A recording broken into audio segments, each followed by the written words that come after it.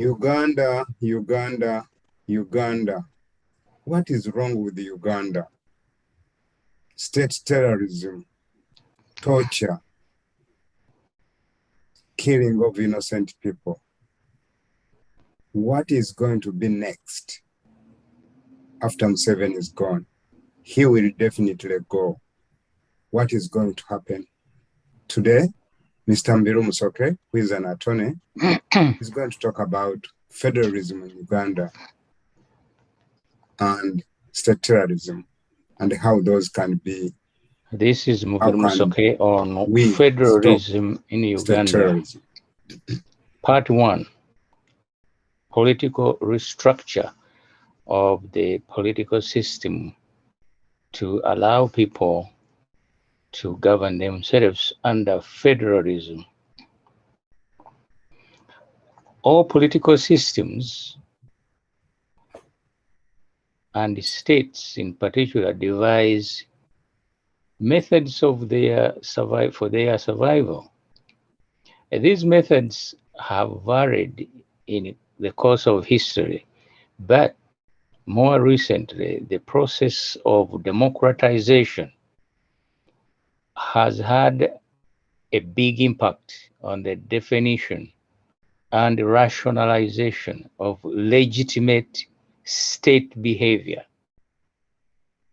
State behavior is no longer within the absolute discretion of the leaders of the state. The notorious communist and colonial regimes, which eventually succeeded to succumb to the laws of history, devised state terrorism as a means of political oppression to ensure their survival. State terrorism, although clearly practiced by dictators, is widely condemned, and it is a violation of international law. There is no license for terrorist and terrorism anywhere in the world today. In fact, state terrorism is an undesirable pathological political condition that should be avoided, as the evidence we present in this short speech will clearly illustrate. State terrorism is incompatible with democracy. You cannot have both state terrorism and democracy coexisting at the same time. And this is what we have in Uganda. Some people call the regime in Uganda, the NRM, a democratic, and yet it practices state terrorism. They too cannot be compatible. And as a result, we must find a solution to this intricate problem. First of all, let me define what state terrorism means. When the leaders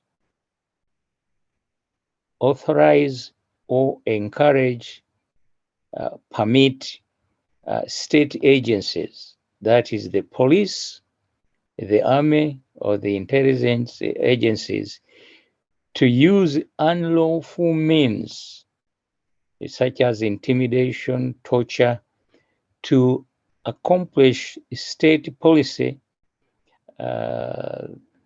state terrorism is committed. There is no way around that situation. So you cannot have a democratic regime using, employing, permitting the use of unlawful force to intimidate the people, to torture the people, to accomplish political objectives, as is the case in Uganda. You cannot have democracy under those circumstances. The examples in the history of Uganda are many. All the leaders of Uganda, Obote, Amin, and now Museveni, they have all committed state terrorism. And there is no way you can talk about democracy in Uganda when these leaders continue to practice state terrorism. I'll give examples. Under Obote, as soon as he became the Prime Minister of Uganda, he created a police unit called the Special Force that achieved his political objectives of suppressing the different political organizations and ethnic groups in order to achieve his way without opposition. The Special Force in 1960, created in 1964, was involved in what is called the Nakuravye incident. The Nakuravye incident happened when a woman was complaining about sexual advances from a Congolese man. This was a simple matter to be resolved by the people. In fact, the woman had talked to her neighbors to resolve this issue. They called the police, and the police sent the Special Force. The Special Force, upon arrival, started shooting. They shot 8 people, including a young boy of about 7 years old. Now, that is a very good example of state terrorism. The police is supposed to resolve disputes between people, to protect their lives and their property. But instead, we had a unit of the police, the Special Force, shooting and killing people. Some of these people ran and hid under their beds, and they were shot there in their rooms, in their houses. So the next crisis, which involved state terrorism under Milton Obote, is the Mengo crisis of 1966. In 1966, Obote abrogated the 1962 Constitution. After abrogating the Constitution, he dismissed the president of Uganda, was Sir Edward Mutesa, and as a result, there was a conflict between the two leaders. Instead of resolving that political dispute amicably, Obote sent the army and, of course, the Special Force to attack the Lubiri, where the Kabaka resided. and a lot of people were killed. Uh, we have evidence from one of the people who was involved in that situation, who is the senior superintendent of prisons and the regional commander of Uganda region, Centum. He attended a meeting in Soroti, and I will quote you. He said, "I remember very well what happened after the terrible address which was made by Milton Obote at Soroti. This one I remember very well because I was present at that rally. Uh, how uh, the, he spoke to the people of Soroti, quote, I warn you, people of Soroti, if you behave like a certain tribe, meaning Baganda, of course, you know very well, I shall not hesitate at all. I will send my boys to destroy both your lives and property.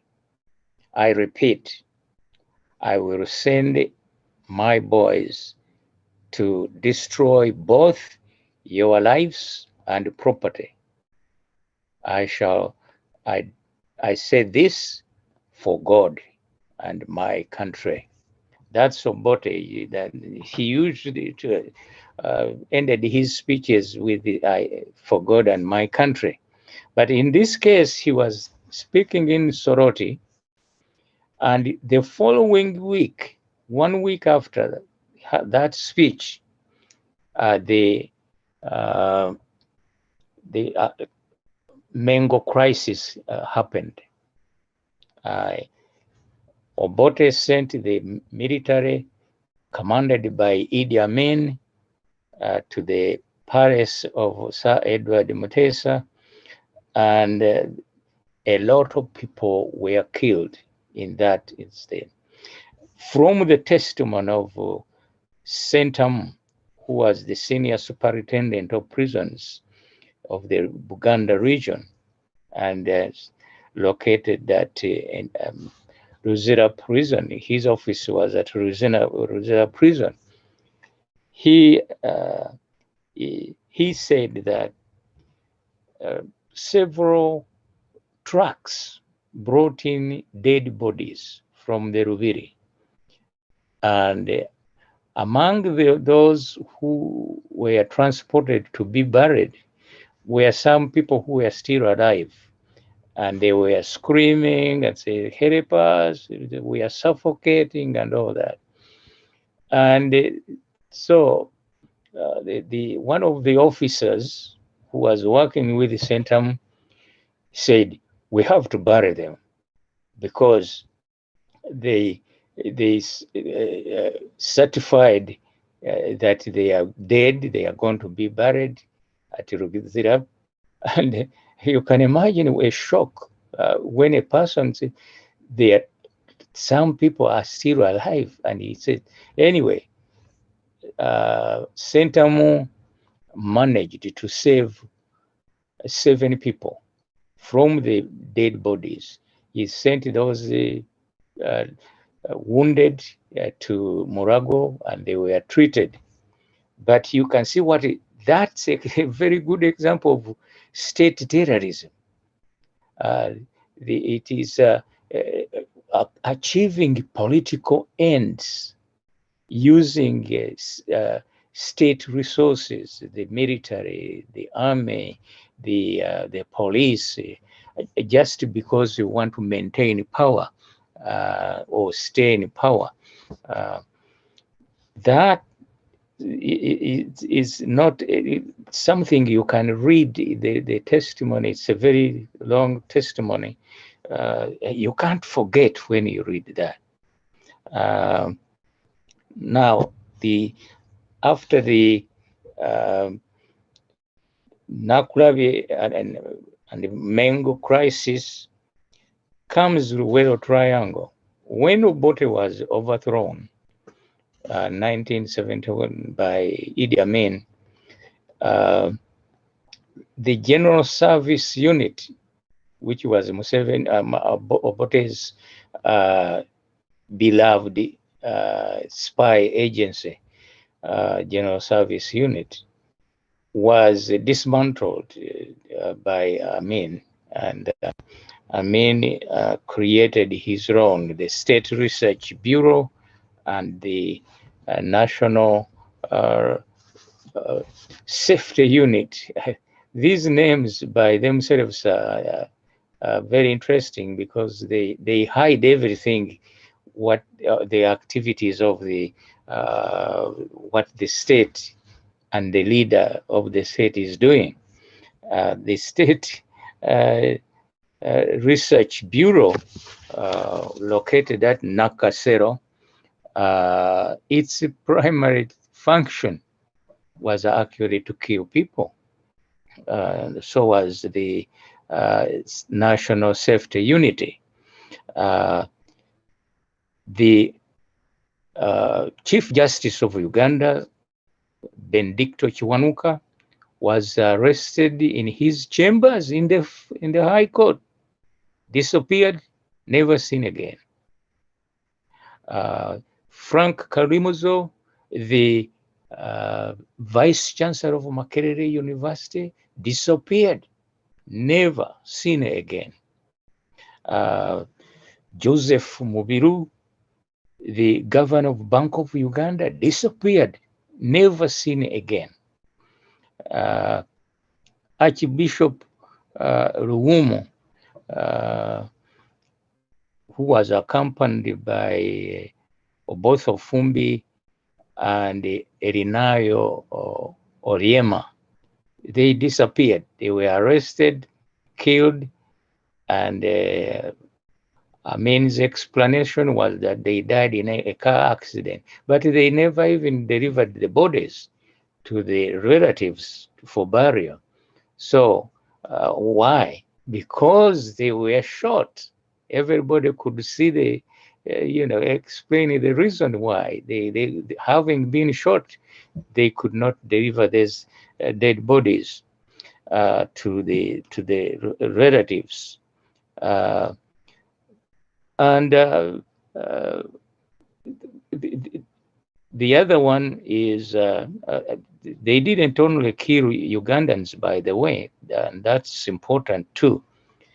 An American citizen and a lecturer at Makerere University with a journalist, they went to Mbarara University, Mbarara barracks, the military barracks, to investigate what was going on, because at that time, Idi Amin was massacring, was killing the Acholis and the Langis and others he didn't like.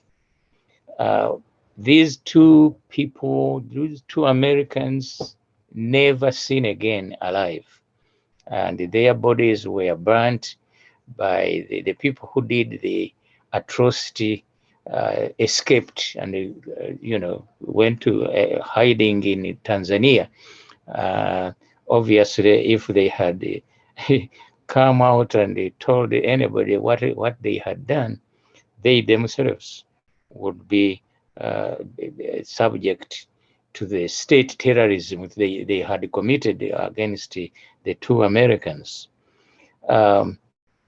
So when you consider this, can you ever have democracy under a situation like that? You can't. As I pointed out earlier, the existence of state terrorism is incompatible with the democratic government. Now, under Museveni, we were told that Museveni went to the bush to fight for democracy. One would assume that state terrorism would not exist under Museveni's regime. However, we know, and this is recorded in the press and other places. Several people, many people actually, were put, locked up in train coaches in Soroti and left there to die. They died. Of course, Soroti can be very hot, no food, no water, and many of these people died. And Museveni cannot deny that because it was reported in the news. Uh, his men must have done that. And yet, when Museveni came to power, we were told that the days of state terrorism, that is, when the state deliberately kills Ugandans, uh, they had come to an end. As a matter of fact, the Constitutional Commission, headed by Justice Benjamin Odochi, recommended in their Constitutional Commission recommendations. One of the recommendations was to create, to enact a law to prevent the state terrorism. In other words, the idea was, if they enact a law to regulate and manage security issues and security agencies, then state terrorism would disappear. They were wrong. The State Organizations Act, as recommended by the Constitutional Commission, was enacted in 1987. And today, we have so-called safe houses throughout Uganda, where Ugandans are arrested, they are tortured, and some are killed. Some are, the method of torture was actually invented by Museveni himself in the bush. It's called akandoya. They tie a person in hands and legs and hang him in the air, and then start hitting him on the joints, the knees, the ankles, the elbows. Very, very, very painful. That this is Kandoya, and state terrorism committed by Museveni's regime after the enactment of the State Organizations Act of 1987. So the enactment of that law did not stop the state terrorism. Another incident, of course, is the Kasese massacres, when the army attacked the palace of the Omusinga of Rwenzururu. They killed women, they killed the children, they killed the old men, and they arrested a few whom they thought maybe were the guards of the Omusinga of Rwenzururu. And guess what? They transported them to Nalufenya and Jinja for torturing, because the special mechanisms and equipment for torturing was located there. Why couldn't these people be arrested and put in a detention in Fort Portal or any other place nearby? And why take them to Jinja? Because Nalufenya is a notorious place where people who have been there tell you where torture is done, professionally done. And that's why they arrest people and take them, as drive 400 miles to go to take them to Nalufenya. Those may sound like incidents which took place a long time ago, but we also have the elections. These elections, the last elections which have just taken place, over 300 to 400 people, the supporters of Kyagulanyi, were arrested. Some of them disappeared, never appeared. Were never seen again. This reminds you of the era of Obote and Amin, and yet it's going on under the so-called educated man, Yoweri Kaguta Museveni. So the law that was enacted did nothing to stop these atrocities, state terrorism, because the people who were arrested and those who were lucky enough came out with nails pulled out. Some of them were castrated, and so for the rest of their lives, they are going to bear the wounds and the torture from the NRM regime. The last point about Museveni is state terrorism is the way he has managed the police. The police uniforms are camouflage combat uniforms. You know, everybody has seen them. Those Bibombola kind of uniforms. Those are the uniforms for the police. Why make sure that police wear these things? Because one, they are carrying AK-45. Why should a policeman need AK-45? When you are supposed, your duty is to mediate if there is a conflict, if people are fighting or they can't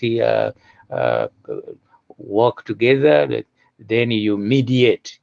But you don't need an AK-47, which kills 100 people in 1 minute. These are the weapons the police now take. So Museveni has deliberately militarized the police force of Uganda.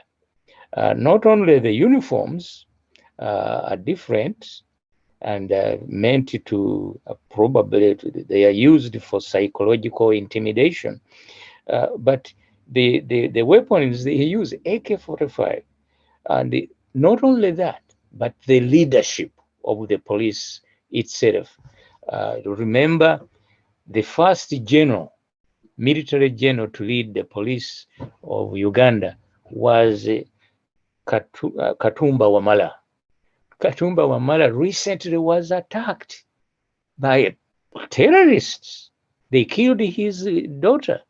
She didn't survive the attack. Katumba himself was lucky to escape.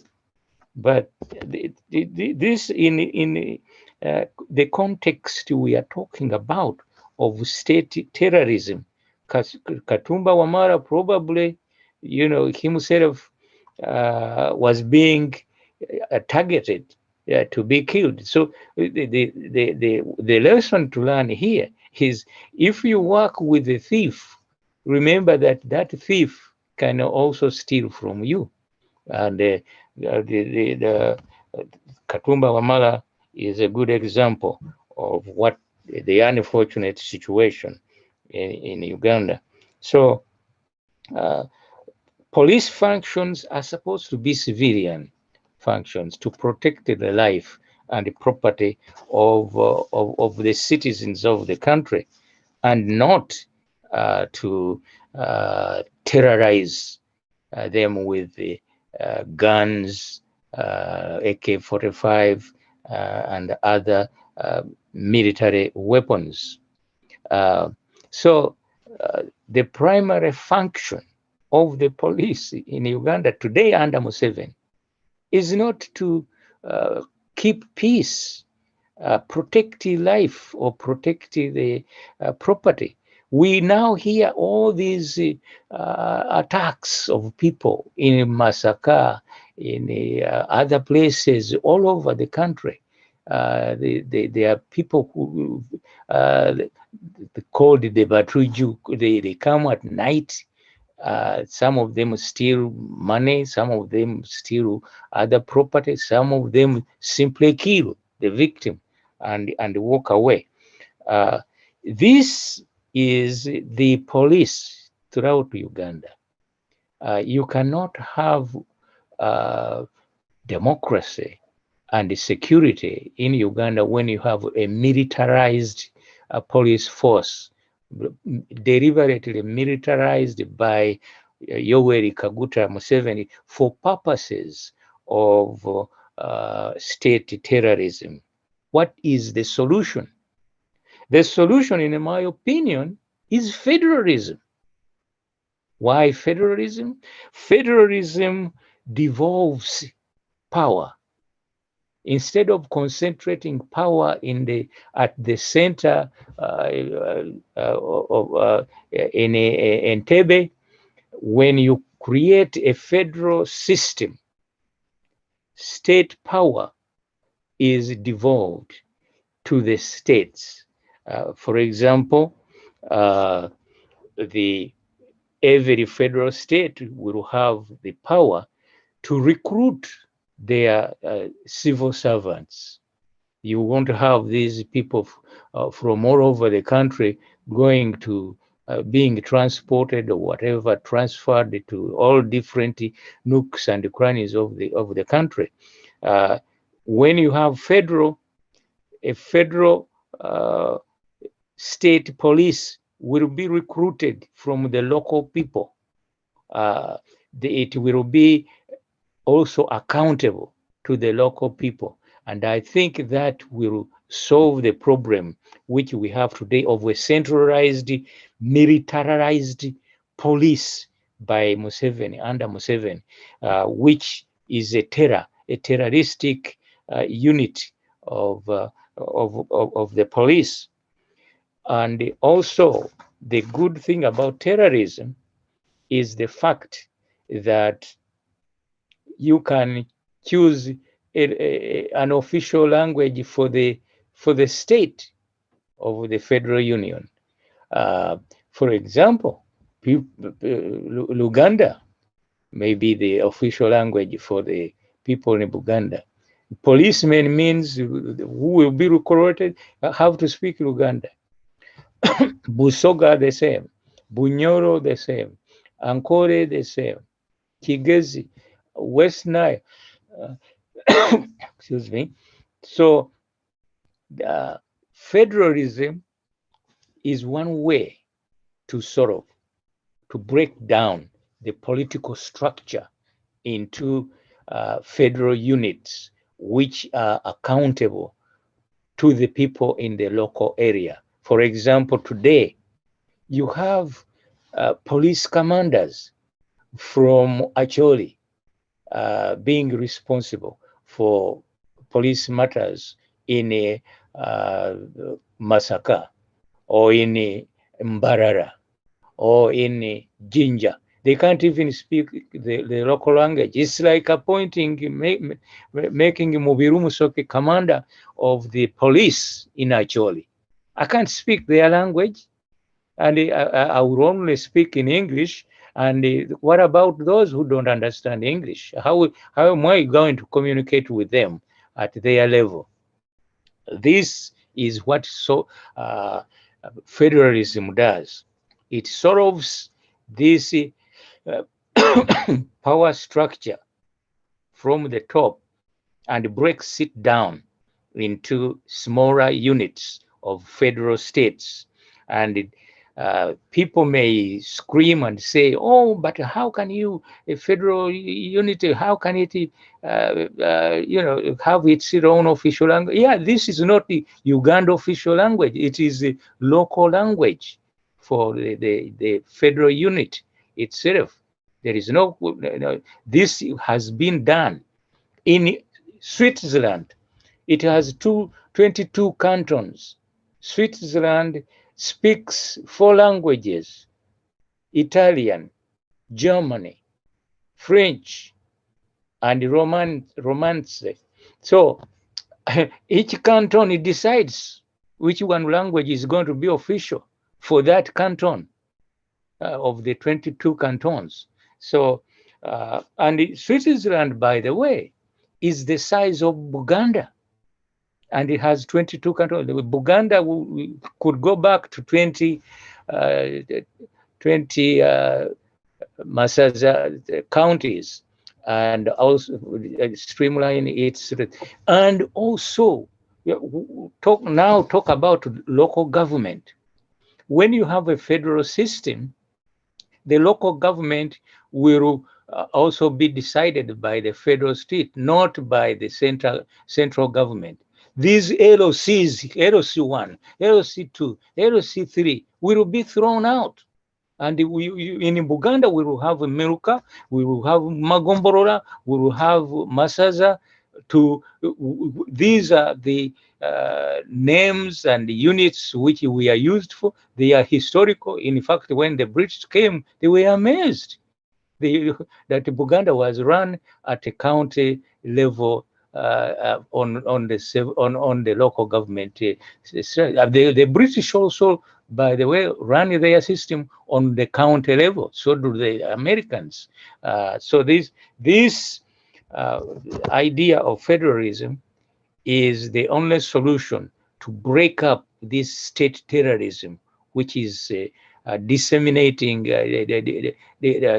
destroying our country. I will stop here for today. I mainly dealt with the political structure to break down terrorism, state terrorism. Next time when I come back, I'll talk about the economy. Even the federal structure is also very good and efficient when it comes to running the economy. Thank you for listening. Hope you are aware of. Tune in again